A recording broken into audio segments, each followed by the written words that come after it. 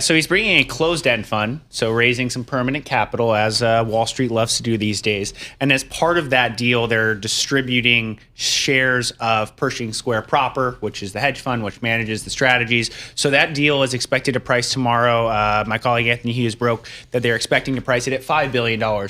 Keep in mind, a few weeks ago when they launched this process, last week when they launched this process, they said they would raise $5 to $10 billion. So at the bottom of that range, and if you think back 2 years ago, without the sweetener of the hedge fund, they wanted to raise $25 billion. That ultimately was pulled. So this has been a few years in the making, but it does seem like we'll cross that finish line tomorrow. Which part of this offering do investors want more, the closed-end fund or the exposure to the hedge fund? Hedge fund. I mean, closed-end funds historically, or at least recently, have traded at discounts. The London market, where he currently has a closed-end fund, trades at a wider discount than here in the U.S. But just for reference, that right now, according to our data, is at a 32% discount.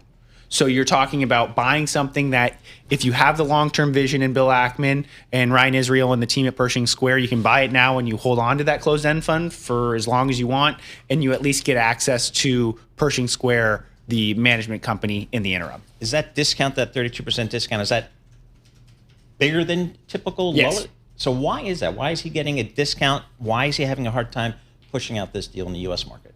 Well, it's wider because these things are more thinly traded in the UK, in Europe. So that's one part of it. It's also the fact that these are essentially going to be identical products. So if you're an investor, why would you not cut a check today to get in at least at NAV and then get the bonus shares? I mean, the counter argument is, why would you not buy something that's 32% on sale, which is also fair.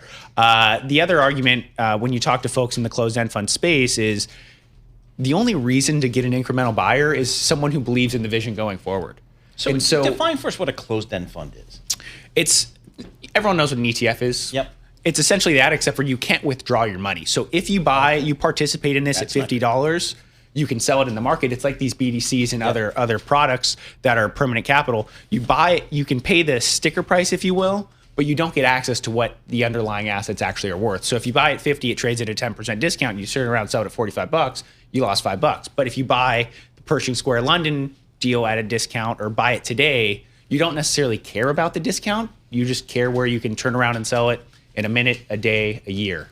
Just remind us again about what Bill Ackman's investing thesis is, because he was one of the most vocal activist investors. We can all remember Herbalife and what he tried to do there and didn't get done. But he's not really pursuing that path anymore, is he? No, he's become kind of a relatively taking a longer view, I guess you could say. I mean, the counter argument is he has exposure to Brookfield. He has exposure to Howard Hughes, which has been a big position in the company. Also loves the technology companies. Amazon, Alphabet has been backing and tweeting ad nauseum about Fannie and Freddie and what they can bring. Yes, always. So not necessarily your old school activist where you come out with some reports and go head to head with management. Now kind of taking a longer view. And again, the counterpoint to from some investors is, if I get paid to invest money, why am I turning around and paying a fee to invest in someone else who's investing money? And when you look at the portfolio, yes, he's had some big winners and has done well in the long run, but Amazon, Alphabet, Uber, Universal Music Group,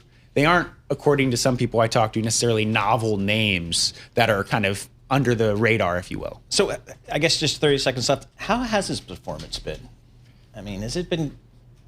Depending on their data, pretty good. But if you use the London-based closed-end fund as a comp relative to the U.S. market, it's underperformed on, I believe, a 1 year and 2 year. Longer out, it has outperformed. It kind of just depends where you slice and dice that.